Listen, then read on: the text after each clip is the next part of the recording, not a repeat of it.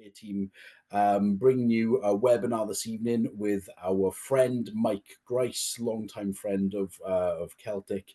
To give you a very quick introduction to Mike, and I am going to read this out because I couldn't remember it. But Mike is a renowned clinical musculoskeletal specialist, shockwave expert, and clinical anatomist with over 2 decades of expertise in the health and fitness sector. He has a passion for education and therapy. Mike founded the Movement Therapy Education Centre in 2003, a leading institution dedicated to health, fitness, and therapy and training. Committed to continuous learning, Mike is presently immersing himself in a PG cert in medical ultrasound. This venture promises to add sonography, but he's already very accomplished in sonography, to his vast repertoire of clinical practices and anatomical teachings. As the clinic director of movement therapy clinics in Birmingham, Mike exemplifies the principles and techniques imparted by movement therapy education, ensuring patients receive top-tier care rooted in the latest research and methods. Mike has worked with a whole host of people across Premier League football clubs. I'm trying to think of various educational institutions, and also Mike does an awful lot of work demonstrating ultrasound scanners on behalf of Celtic SMR. He's worked with Rock Tape, he's worked with Celtic, he's worked with Sonoscape, and he will be part of our extended team at the upcoming Therapy Expo. If you are there and you have something that you would like to see under the scanner with Mike, then by all means come and see us on the stand TD22, and Mike will show you what things look like on the inside. Ladies and gents, without any further ado, I will hand you over to Mike, and please enjoy. Oh, one of the things that Mike has mentioned is that if there are any questions, usually with Celtic sessions, we ask you to keep your questions until the end. But if something prompts you, then by all means, please ask Mike as we are going along, and he will do his best to respond to questions in the chat and via raised hands. So thank you very much, and I'll hand you over to Mike. Mike. Thank you very much. Thank you. Hopefully everybody can hear everything okay. Everything looks okay my end. So thank you for joining us tonight. I am going to be delivering a session which is intended for people who have never used an ultrasound machine before. So you're thinking about maybe getting one, or maybe you've got one and you're not really sure about all of the settings. You've just used the kind of basic settings. And so yeah, we're going to get you going to talk about how to get some decent images, and with a focus on lower limbs. So we're going to have a look at how you scan an Achilles. We'll do the medial knee and patella tendon. So those are the 3 areas I'm going to focus on. I've got an hour, and and it'll be mainly me talking to myself for the next hour. So if you do have any questions, then pop them in the chat and I'll try and do those as we go along. But yeah, let's get you going. So this, just get rid of that so you can see everything. There we go. So this is me. Thank you for the introduction, Rich. It's always a bit embarrassing when I get introduced. So I've got 2 kids. They're a little bit older than that now. And yeah, Flo's at university now. She's doing architecture in uni. My son Johnny, he's just graduated from London College of Fashion. So both arty kids wanted nothing to do with science or the body or anything. So my legacy is done with me. And that's my wife Claire there as well. And obviously if you've got a clinic and you've started one from scratch, then you'll know that the other half is very important to get that going. And when you want to buy new bits of kit like ultrasound machines, then hopefully they've got your back as well, and they think that it's going to make your clinic some money. This is me during COVID. That's when I did my training in sonography. I did a course before that, a shorter course, and then started the postgrad training in the clinic at the AECC, the Anglo-European Chiropractic College. I think it's called something different these days. So that was where I did my training. This is one of my 3 dogs. So we've got 3 rescue dogs from Crete. This is the anatomy labs in London. So one of the things that I always recommend when you're doing sonography is get to know your anatomy, because the better you know anatomy, the easier it is then to scan. So I did a postgrad in clinical anatomy about 15 years ago. I still do sessions where I go to the labs. I was there in Glasgow last week. So even for me, it's a good refresher just to go there and have a look at things for real. So yeah, I do well, Scotland and London with those. And then just very quickly, I wrote a chapter in a book about 10 years ago. It was when I was a sports therapy lecturer. So I think it's been updated now. Probably my chapter's been updated as well. But yeah, if you're struggling to sleep, or you know any sports therapy students, then there's a Christmas present there. And then the Olympic rings is not because I competed. I presented at the Injury Prevention Conference in Monaco. And my specialist kind of area was the management of lower back pain with athletes. So if you've got anything, any questions around that kind of stuff as well, obviously after this, then I'm more than happy to go over that kind of stuff too. So that's me in a nutshell. So this is what we're going to do today. I'm just going to switch my screen a second to get rid of that. There we go, that's better. So I'm going to have basic introduction to the machine, the different kind of probes you can get, and the ones that I'm going to concentrate on today are purely for musculoskeletal. There are other probes that you can get which are good for MSK. And there are curvy linear probes that are good for scanning the viscera. But our main focus, well, our focus today is musculoskeletal. So we're just going to have a look at a certain type of probe today. So yeah, if you have a device, you may have something like this, which is a laptop scanner. And if we go back a couple of slides and have a look at this one, this is a cart-based model, and that they're very similar in their structure. It's just that you've got more space for certain things. So on the laptop version, the control panel is obviously built into the machine, and the monitor is just like a laptop is attached to it as well. The buttons on there are very similar. You've just got a little bit more room. That's all. So and then there are handheld scanners these days as well, portable scanners. So there's lots of different choices for you to choose from.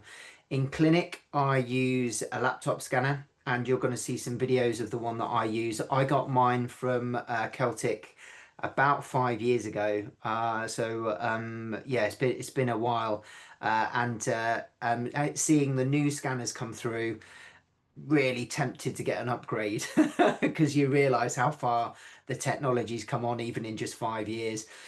This is the probe that we recommend using for MSK. They come in different widths. So, my probe is I was using what's the is it the X11, the new one, Rich? Is that the one that I had a play with the other day? The X11 is the X11. newest. Yeah, so that had quite a wide probe on it, and my old S9 is a little bit slimmer. So they do come with different probe widths, but you can also get hockey stick scanners for small joints. So around the foot and ankle, really good for that, and also around the wrist. But that probe there is good for most musculoskeletal presentations. So you can get good images of the foot and ankle with something like this as well. You don't have to have the hockey stick. It depends on what you specialize in and which probe will be best for you. Obviously, you're going to need to take shares out in ultrasound gel when you start doing scanning. We use a lot of gel. If you don't have enough gel, you don't get a good image, and it's one of the really common mistakes that you see people make. When they start scanning and you see an image, it has a big black line down the image, and it's because there's no contact with the gel, which is then not transmitting the ultrasound into the skin. So yeah, if your images aren't great, that's probably one of your first things to have a look at is, do you actually have enough gel? And the problem with gel when it's kept at room temperature is it gets really runny. So it runs off the skin. So when you're imaging, it will get quite thin, especially if you're moving around an area. It kind of dries up fairly quickly or runs off. So my patients love it. I do warn them beforehand, but I make sure that mine are in the fridge so that it keeps the gel nice and cold, and then it stays in place as well. So it's good for me. A little bit of a shock sometimes for them, but I get a much better image when it's colder gel. And I know some people use gel warmers in their clinic, but literally the gel will just run off if you use one of those. So it is best to keep it at least room temperature, but if you can keep it a little bit chilled, then that's a good idea as well. So that this is what you should see with this kind of probe or linear probe. This is the kind of image that you get. So the very top part of the screen is the skin, the superficial tissue, and then just underneath that we've got the subcutaneous fat layer. So what we're seeing, it's like I don't know whether you remember at school, you had those old the boats that came across the top of the sea, and then they'd send a sonar signal down to the seabed, which would then bounce back up again into the boat, and then it would generate an image of the seabed beneath. And that's basically what we're doing here with a scanner. So we're sending ultrasound down through the tissue, and depending on what tissue it hits, the kind of integrity of the tissue, the consistency of the tissue, you'll get a different image come back. So the processor within the kit works out from the bounce back what kind of image that it should show you on the screen. So it's basically just trying to make something out of the information, like the ones and zeros that is coming back to it. And that's why we get the different images that we do. So I'm going to talk a little bit about the differences in some of the tissue, but you can kind of see it here anyway on this image. So muscle is quite dark with speckledy bits in, and if you remember back to the anatomy textbooks, you had the myofibrils, those muscle fibers wrapped in connective tissue, and then they were wrapped in bundles, which then were wrapped in connective tissue. And then those bundles then also were wrapped in connective tissue. So each of those fascial layers you can see, and depending on the thickness, you'll see them brighter or a little bit less bright if there's not very much of that tissue. So with a muscle, it looks like a bit like a marbled steak. Yeah, and then so, on the edge of the muscle, you've got the fascial layer, which is a little bit thicker in that area. So that fascia, because it's a bit denser, it bounces back more light, so it looks bright. Okay, the brightest thing that you'll see is the bone. So bone is obviously it can't pass through bone, it can't penetrate through bone. So when the ultrasound bounces back to the probe and then the machine works out what it is, it makes it really bright because of the way that it comes back. So brighter stuff. So like this area here and this area here, this is connective tissue. The little flecks of white in there, that's connective tissue as well. And this layer here, which is subcutaneous fat, it's kind of globular. So it's basically pockets of fat cells all next to each other. And where again, when you look on cadavers and you peel back the skin, you can see all of the yellow fat. That's basically what this is here. So it's the globules of fat that you can see. And around this area here, if you had something like a lipoma, that's where it would be usually is in that subcutaneous space. So yeah, that's the it's fairly standard to get that layering on most imaging, but obviously it depends where you're scanning. So you've got to obviously come across different tissues depending on which area of the body you're in. Um, when we're scanning, we can get mistakes. Okay, and one of the things, because the machine is trying to work out what the tissue is underneath based on the signals coming back to the probe, it's basically generating that image within the processor. So sometimes the information that's received, the processor makes stuff up to try and fill in what it thinks is there. So we then need to use our clinical knowledge as well to work out, is this real or is this an artifact? So is it something that the machine has made up to make it look, to try and fill in the gaps of the information it's receiving? And one of the key things that are a problem is when we're scanning tendons, if you haven't quite got enough gel or the angle is quite not quite right on the particular structure, it will look dark, it will look black, and it will look as if there's a tear in the tendon. But if you slightly reorientate your probe, or you put a little bit more gel on, and you push down into the skin a little bit more, you can fill in the gap often, quite often, unless there is actually a tear there. So one of your first jobs is to work out, is this real or not? Okay, and that can be quite disconcerting when you first start, because obviously you're just trying it out and you think that there's a lot of issues with people's tissue, but actually it's you as an operator haven't either got the right angle, or the settings quite right on the machine. So that's what we're going to have a look at to make sure you get the right thing. Cool. Yeah, I've got just seen some questions come in, or the comments come in. Cool, thank you.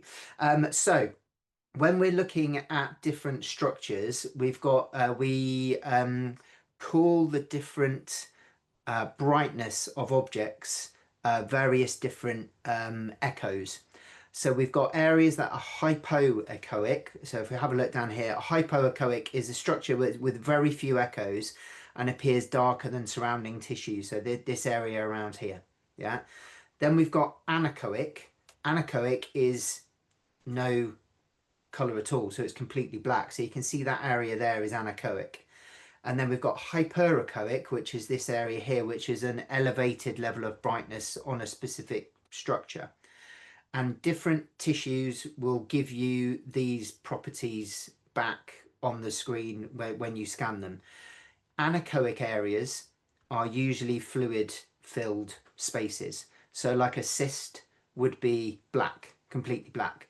If there was edema, it would be black. If there was blood, it will be black. Yeah, so vessels are black. If there's a calcification in a tendon, it would be white, or it'd be whiter than the surrounding tissue. So it'd be more hyperechoic. And you can work out what structures are what depending on what images that you're seeing. So anything black is usually there's a gap, so there's a hole or a tear, or there's some kind of fluid in that area. Now, one thing we're not going to cover today, won't have time today, but something that you could look into, or certainly if you come into Therapy Expo, then we can show you on the machines, is something called Doppler. And with Doppler scanning, you can check flow of areas, so you can see if there's a vessel nearby. So if let's say there's a tube of black next to something, you go, is that swelling or is that a vessel? If you put Doppler on it, it will beat, okay, or you'll see the flow of the blood if it's a vein. So you'll know that it's a vessel. But if it's completely silent on Doppler, then it's still fluid. Yeah, so there's no flow to it. But inflammation, if there's an acute inflammatory response to an area, it will be dappled, and you'll get red and blue little spots light up on the screen, and you'll know that there's an inflammatory process taking place over that tissue. So that's something that you can look out for as well if you've got dark areas that are anechoic. Then we've got these kind of artifacts. Some of them can help you work out what's going on. Some of them can be a bit confusing. So one of the things that is an artifact is shadowing. So remember I just said black is usually fluid. Well, black is also, I can't see behind it because it's blocked. Yeah. So if there's, so for example, like this one, this is a gallstone, you can see the stone here, but then because the ultrasound can't pass through the calcification, it appears as if there's a hole in the structure underneath the stone. and it's because the ultrasound literally can't pass through, so it comes back as black. So that would be an artifact. Yeah, so hopefully that makes sense. And you'll see these with calcifications. So if it's in a supraspinatus or an Achilles, you'll see little pockets of black underneath where the calcifications are because the ultrasound can't pass through. Okay. If it's a fluid, ultrasound, just move me out of the way. Ultrasound is enhanced whenever there's a liquid. So if I have something like a cyst here, so fluid-filled cyst, as the ultrasound is passing through, it will speed up that or may intensify that ultrasound as it's passing through. So it will make the structures behind the fluid appear really bright. And that is really useful because then we go, right, that is most likely a fluid because of what's happening underneath, like in this image here. Yeah, so we've got an area that's full of fluid, pass ultrasound through, and then it's brighter underneath. So we get what's called an acoustic enhancement in that area. So we can use these anomalies to help us. Just move me there a sec. So this one's an interesting one. So if you are using an injection therapy and you want to do ultrasound guided injections, there is a specific setting on the machines that tells the machine that you're using a needle. Because if you have a metal object in the skin as you're scanning it, it doesn't really understand what the object is. It doesn't really compute with the processor. So you get this reverberation effect unless you switch the settings to a needle setting, and then you'll see the needle really clearly. Okay, this happened with someone that I know where they did a scan on someone who years ago when they were a kid they fell onto like a wire fence, and they didn't realize but they still had a bit of the wire fence in their leg. About 20 years later they'd had this scan, and when they scanned it it was reverberating like this, and it was because of the metal that was still in the tissue. Yeah, so and they were like, what the heck is that? And then they realized that talking through their history that that's what it was. So yeah, anything metal will reverberate and you'll get this rebound kind of signal sent back to the machine. Now this one is a real classic operator error. It's called anisotropy, and it's usually a property of tendons or muscles. And what will happen is the ultrasound will vary depending on the angle that the ultrasound is delivered. So ultrasound works straight down, straight up. So it will hit whatever it is and then it will bounce straight back up again. If you're hitting curved objects, then the ultrasound can ping off in different directions. So sometimes there'll be gaps in the image. So this image here is of a supraspinatus tendon, and you can see this area here is very dark, and it's because of the curve of the bone and the curve of the tendon. But if you move the limb or you move the probe slightly so that you align those ultrasound beams a little bit better, it fills in the gap, and then you realize it's not a tear, it was actually just operator error. Okay, so that's one of the first checks that you need to do when you very first start scanning. If this is called a longitudinal view, so when you look along fibers, you'll get a lengthways view of the tissue. So if you can see a tear in lengthways, it should also be there in a short view, so in a cross-sectional view as well. If it's there in one but not the other, it's probably that you've made a mistake on the first one, so that you need to go and check it again. If it's there on both, then it's very likely that they have an injury to that area. Okay, so you'd need to check it on both views. This is a way that you can manipulate your probe. And when you very first start, one of the first areas that I teach when we do the face-to-face training is just on a finger, because it's really easy to scan. We can kind of visualize what a finger looks like underneath the skin. And what you can do is you can try out all of these different probe techniques. So they seem very simple, but the body isn't in straight lines. The bones are curved. They're rounded. So sometimes you get a beautiful image on one part of the picture, but then on the other part of it, because the probe is slightly off the bone, you've got black and you can't see anything. And then you move it to try and get the other part in line, and then you've moved the other bit that you had a good image on. So it's a bit of a cat and mouse game when you very first start. But if you have a look at some of these movements, so if we've got a sliding movement, that's a good one to slide up and down the bone, and you try and keep the bone really bright on the finger as you go up and down.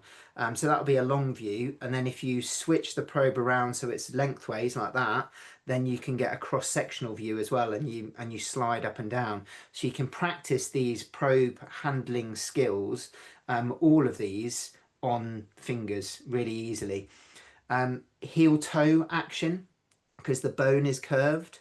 So there'll be elements of the finger where you can see it really well because it's in line with the probe. But then if you tilt it slightly, tilt the probe slightly, then you'll get curve that you'll see better the curve on the other bit of the bone. So and by heel toeing it side to side, you get a really good image then of both aspects of the finger. Yeah. D is a compression, so that's where you just push down. So if you've got a cyst, so say it's a ganglion cyst in the wrist, and you think it's fluid filled, but you're not really sure. If you compress it and push it with the probe, it will squish. Yeah, so the fluid that's in it will get squashed, and then it will pop back up again. So you can tell from the sonopalpation, so palpating with the probe, uh, and you can see it moving as you're doing it. If it was something solid, it wouldn't move and it wouldn't change. So you can use compression to again confirm or deny whatever you think the structure is. These ones where you pivot, these are quite hard techniques to master. So my best advice with this when you first start, so this one in particular, F, this is good. So if you're doing a lower limb scan and you're using the medial or lateral malleolus to kind of work, well, let's say lateral malleolus for the ATFL. So you get one end of the probe onto the lateral malleolus, and then you can keep that end on the malleolus as you scan through the tissue to try and find the ATFL. But you use that bony landmark as the area where you definitely know, so then you can move the probe to try and pick up the other tissue around it. Okay, so that's a really useful technique around bony landmarks, because you know something is definitely there, and then you can use that landmark to then find other structures. Okay. And then this one here, this is where you use ultrasound gel in like a clump on the top of the skin.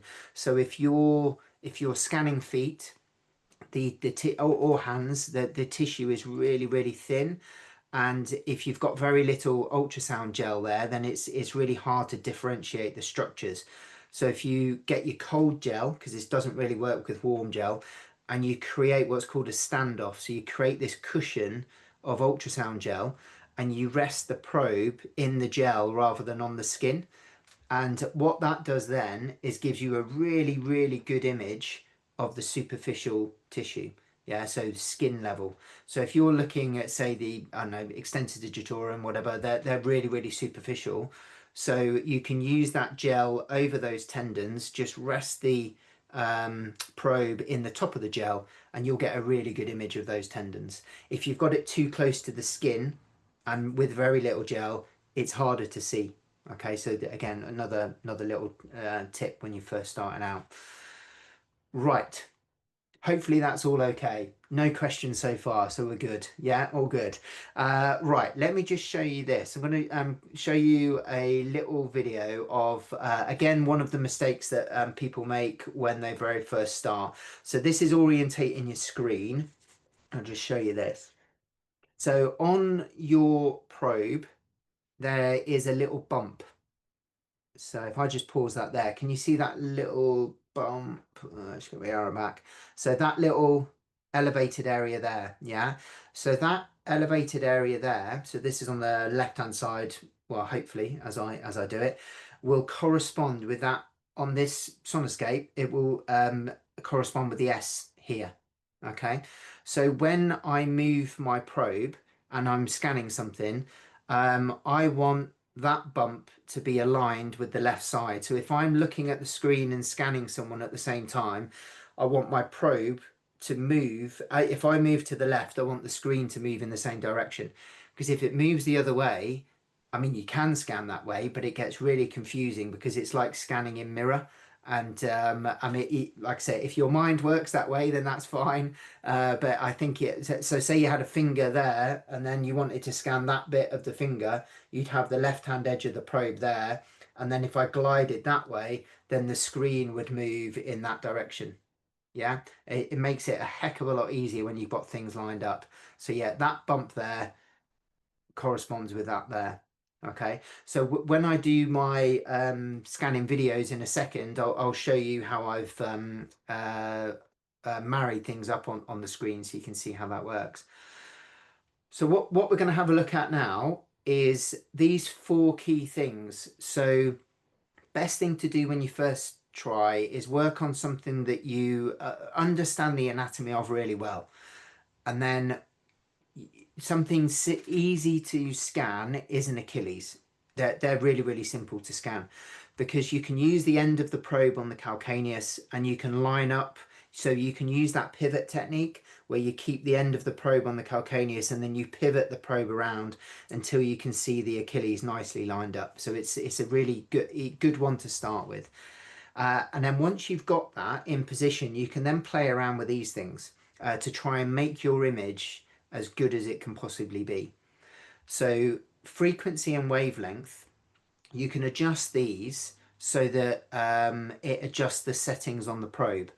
Now, different probes have got different frequency settings.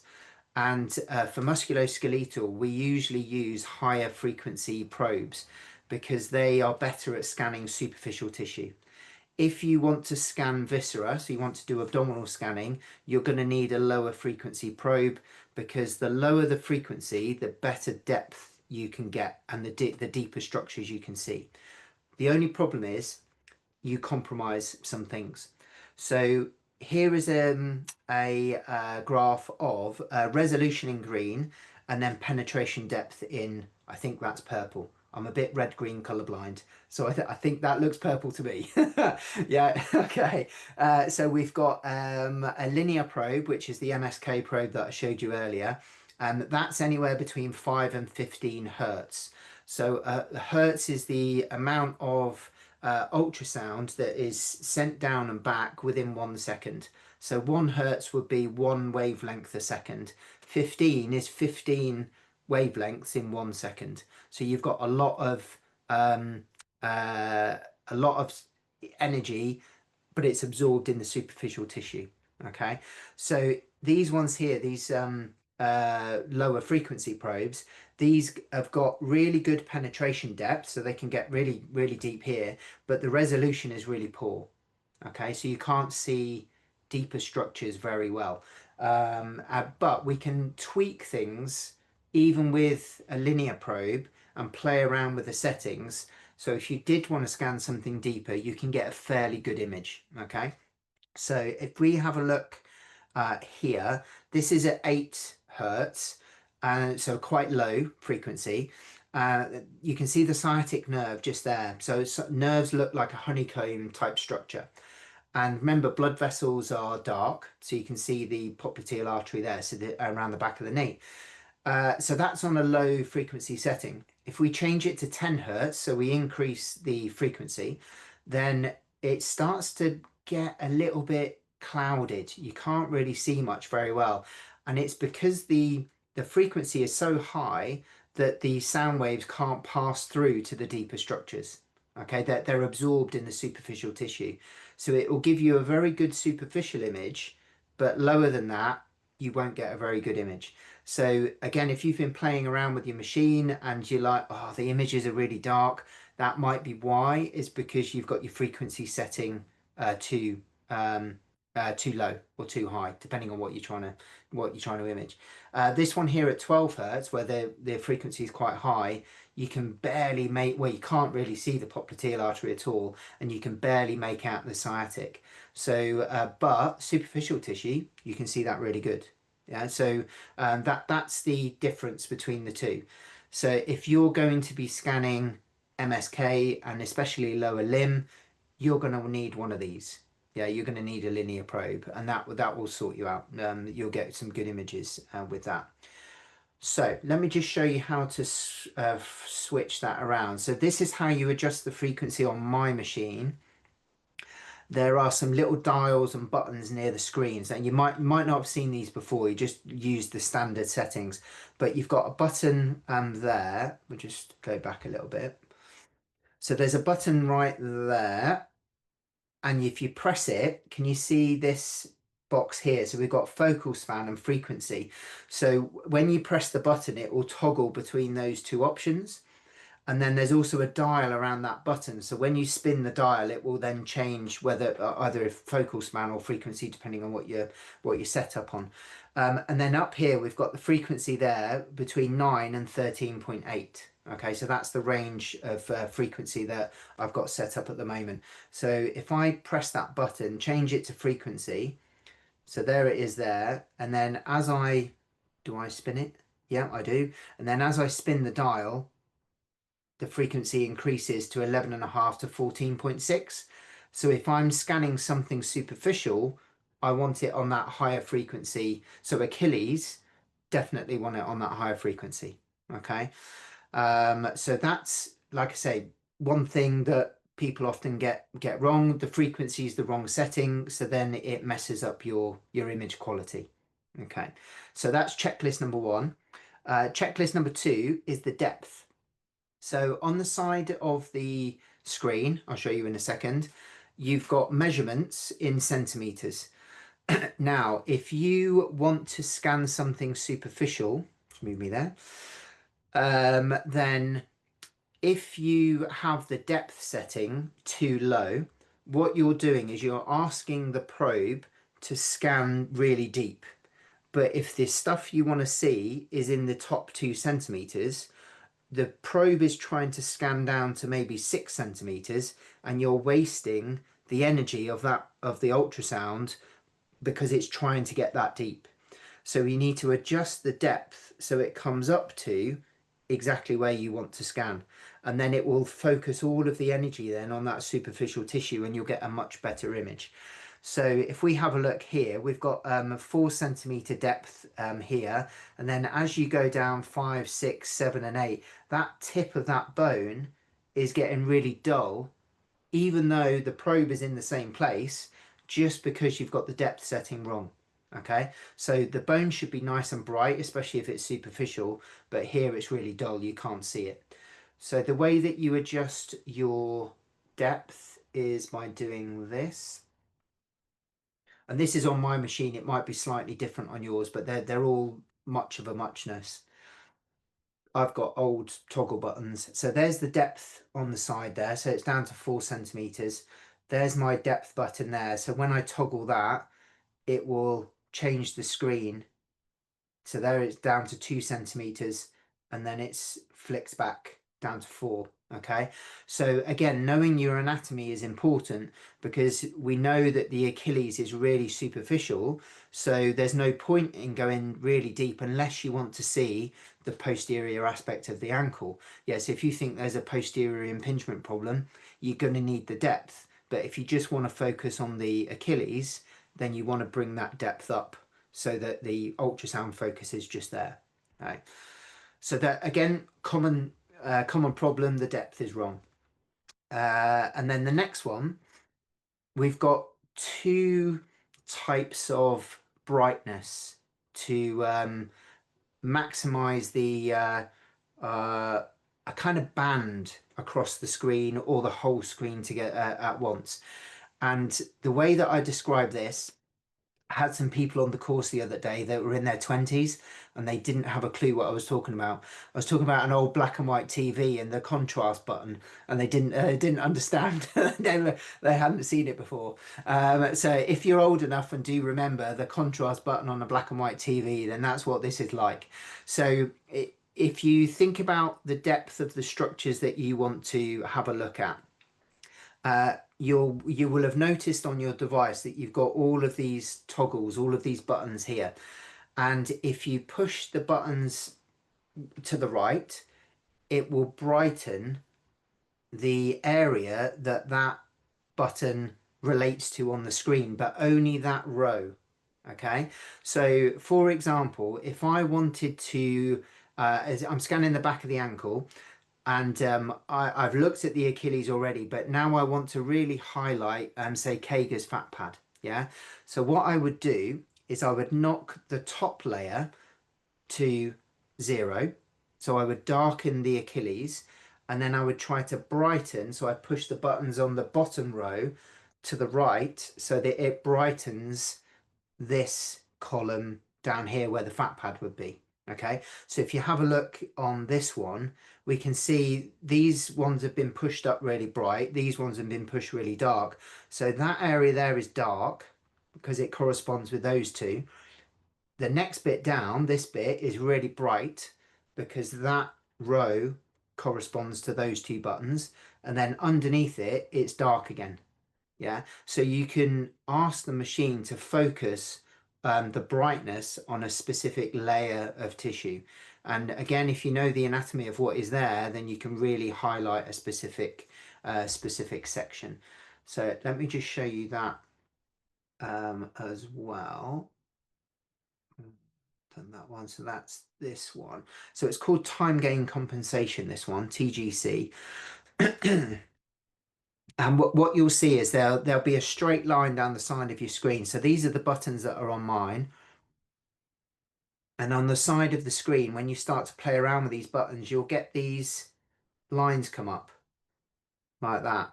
Okay, so as I'm moving the sliders back and forth, it's changing the brightness at different levels of the screen. So if I wanted to focus, if I just pause that a second. So if I just wanted to focus around this kind of 2 centimeter depth area here, then I would only move the middle toggles over to the, or sliders over to the right. Yeah. And then if I wanted to blacken everything else, then I'd move the rest of them to the left, and it would literally just highlight that strip of tissue. Okay. So again, that's a nice way of being quite specific with where you want the ultrasound to focus on. Then we've got overall gain. So this is the old contrast button on the telly. And this is a button where it doesn't just highlight a specific row, it highlights the whole screen. So again, this is a common mistake. So sometimes when I'm teaching the courses, I'll come across and the screen looks really dark and they're struggling to see stuff. And all they need to do is turn the gain up, and then it will improve the brightness of the whole screen. Yeah, but you don't want it too bright though. So if it's undergained, it looks like this. If it's overgained, it's just too much. But if you play around with it and it's just right, then it should look something like that. Okay, and obviously everybody's got their own preferences with how bright they want the screen, but have a play around with that gain button to increase or decrease the brightness to get the right image for you. So this is how you do that.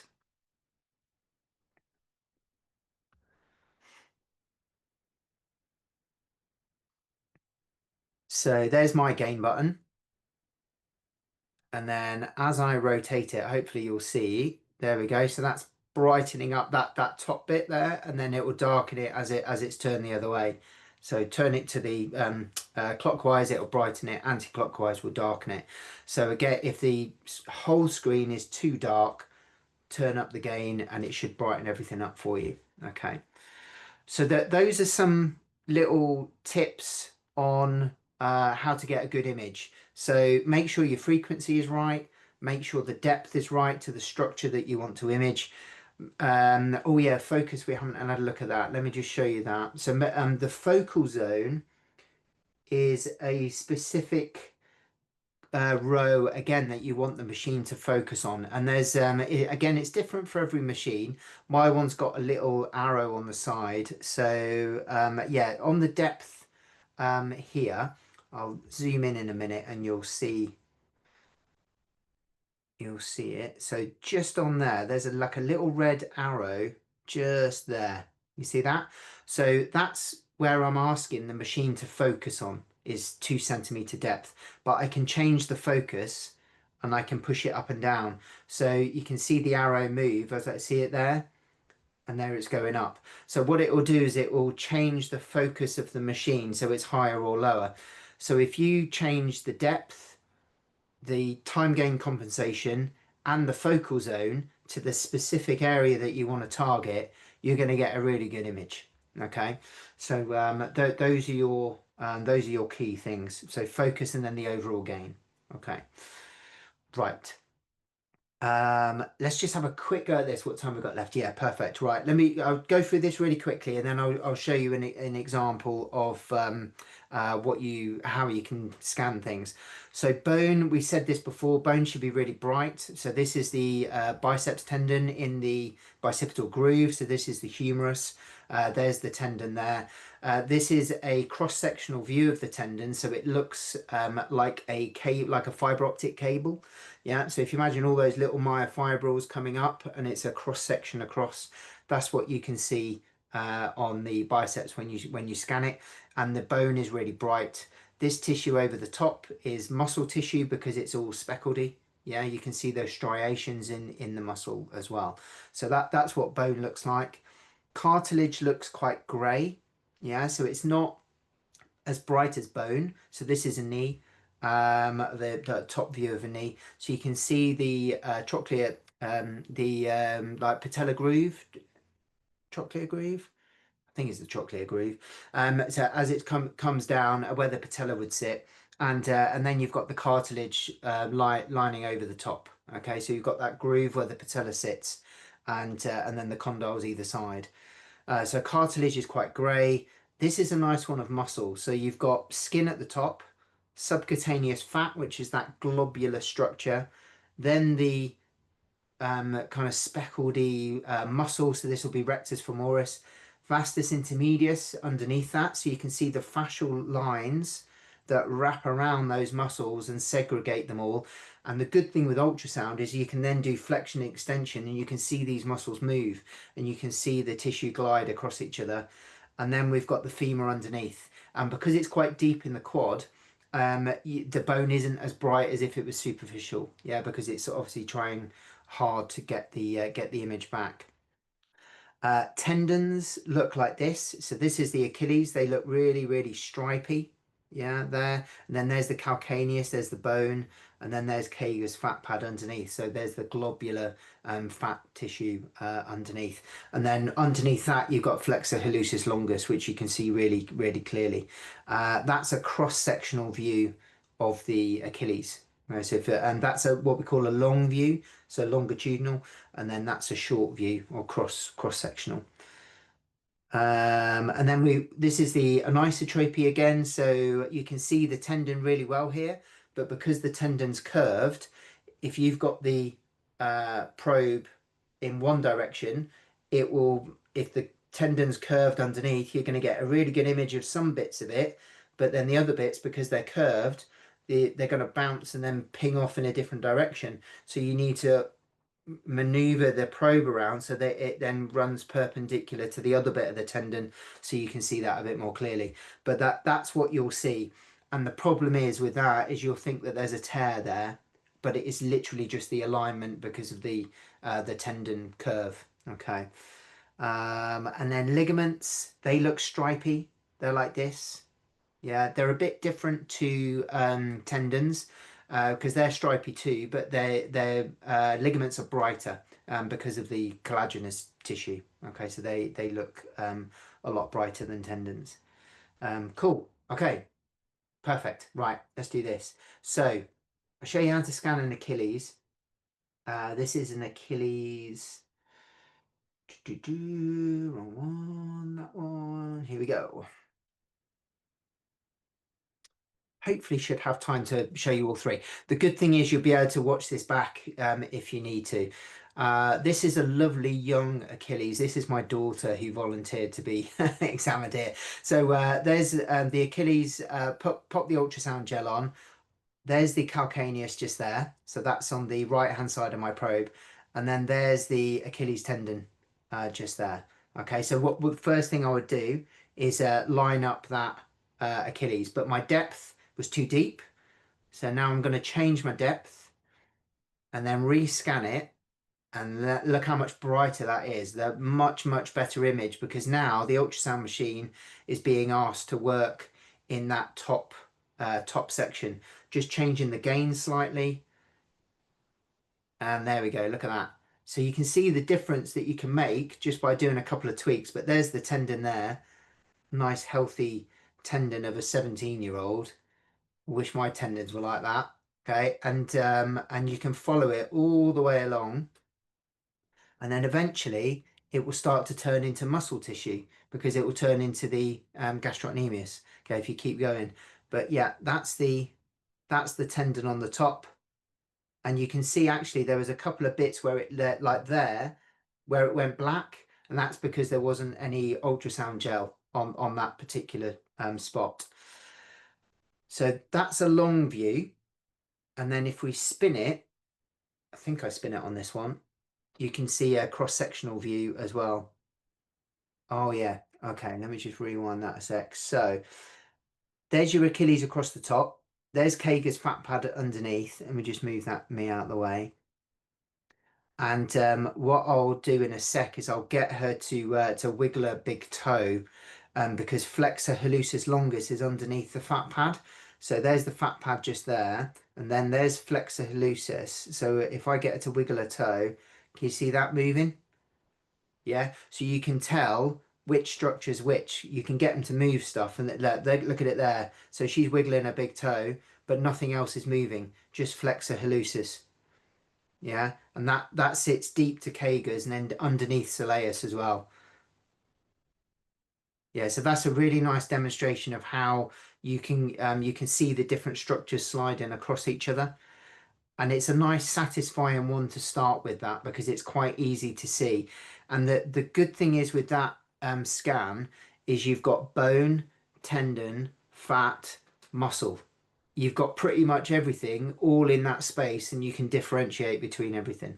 Okay, what time we got? Right, I'll do one more. I'll just show you the medial knee, because I think that one would be a good one for to see the differences with the ligamentous tissue. So my son this time got roped into this one. This is a slightly older knee than my daughter, only a little bit older. But you can see, there we go. So there's the bone. And then there's the knee joint just there. Let me just pause that there. Okay, cool. So this image here, this is one from the ESSR, which is the European Society of Sonography or something like that. I can't remember the exact acronym, but they've produced lots of documents to show you how to scan. And so we've got the femur, and then we've got the tibia down there. So there's my son's tibia. There's his femur just there. In between there, so in that space there, that's where the meniscus is. So you can see the medial meniscus on this image as well. And it looks, when you get the angle right, it looks like a trivial pursuit wedge. It's like a triangular wedge. Yeah. If there's any problems with it, there might be tears in it, or it'll look irregular, or there might be fluid coming out of the joint as well. But that structure there on the top, that's the MCL. Okay, so that, which is here on that image there. So I'll just play that through. So yeah, there's the middle of the joint. There's the MCL just there. That's where the meniscus is just there. And if I play around with the angle, you can, so if I tilt it, then you can, there it is there. Okay, so you've got it, and this is what I mean by playing around with the tilt. Yeah, on that very first slide from the BGSM. So play around with the different angles, and then different tissue will then highlight on your imaging. Cool. Should we do one more? We've got, let's do this one. We'll do patella tendon really quick. And then that will take us bang up to 8 o'clock then. Okay, so patella tendon. This is a nice, easy one to scan as well. And again, I want to get the end of my probe on the inferior pole of the patella, the apex of the patella. I'll shove a bit of gel on. And again, this should be a nice young knee. So there you go. There's the patella. There's the patella tendon just there.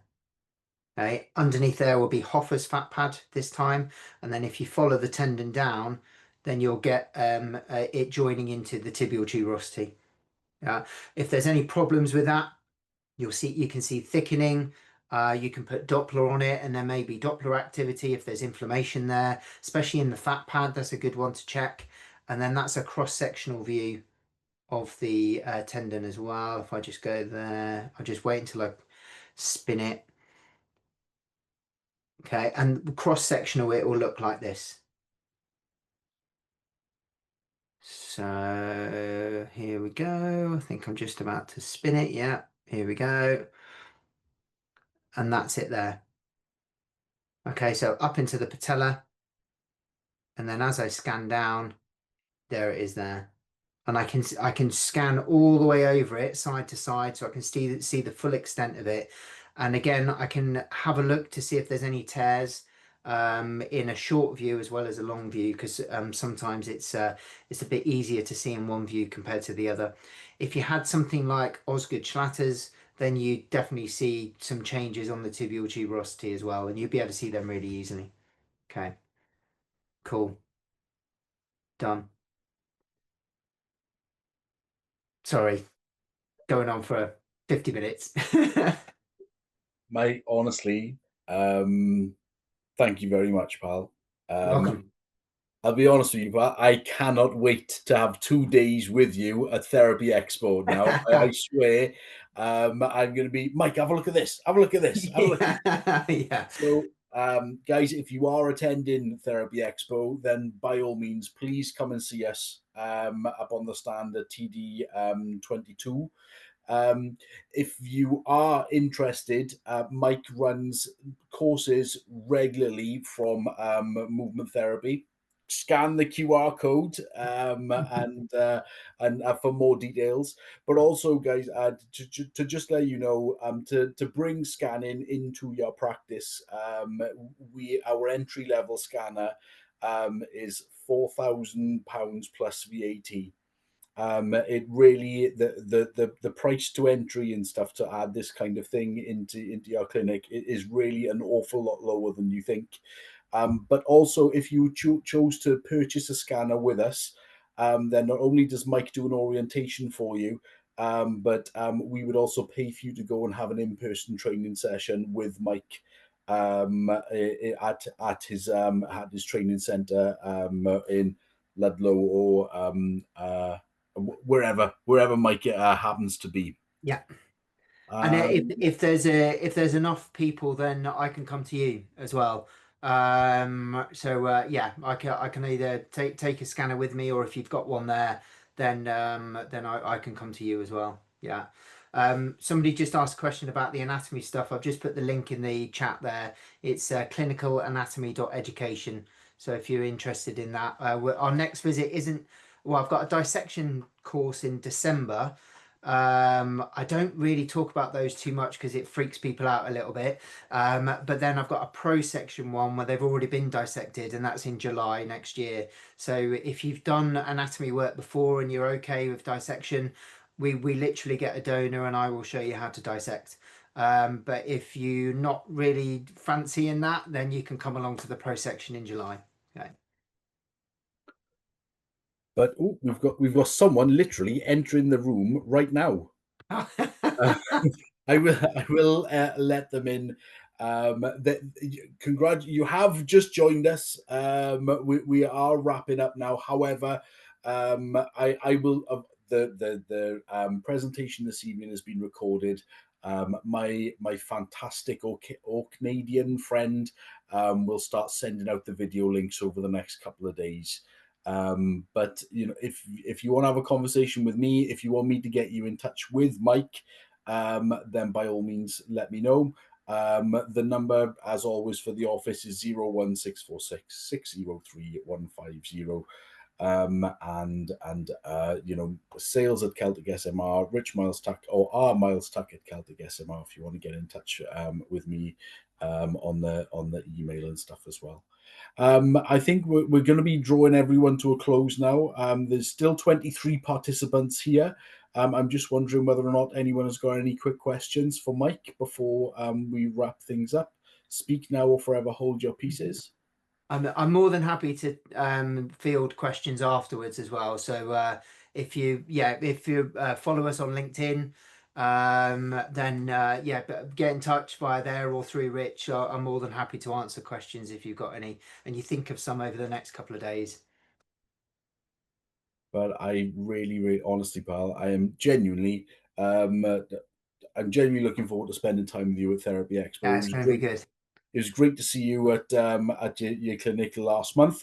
We were there with Mike in person last month. Fantastic welcome. I'm sure he'd look after you and stuff if you were going to the in-person sessions there. But ladies and gentlemen, thank you very much for your attendance this evening. Liverpool are about to be kicking off in the not too distant future for all you footy fans and stuff. I know Mike is very eager to go and watch the football this evening. I hope we get a good result tonight. Yeah. Well, I'll keep my finger, Yeah. as much as it pains me to say as a Man United fan, I'll keep my fingers crossed for you and stuff this evening. But ladies and gentlemen, again, from me and Mike, thank you very much for your attendance. Lovely to see you all. Come and see us at Therapy Expo, and bid you good evening.